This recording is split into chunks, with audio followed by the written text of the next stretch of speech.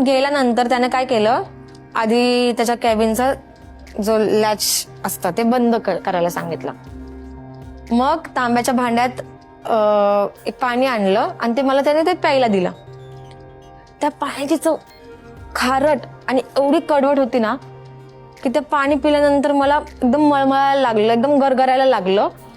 जेवढं जास्त पाणी पिशील तेवढं त्याने फळ जास्त मिळेल असं त्याने मला सांगितलं. मला पाणी पिलेला ग्लास डोक्यावर ठेवून उभं राहायला सांगितलं. मी पण त्या डोक्यावर ग्लास ठेवून उभी राहिली आणि गायत्री मंत्र म्हणू लागली. माझं डोकं जड झालं होतं. कॅप्टननं केबिनची सगळी लाईट बंद केली आणि मग तो मला म्हणला की मी कृष्णाचा अवतार आहे आणि तू माझी राधा आहेस, असं सारखं माझ्या कानाजवळ तो पुटपुटत होता.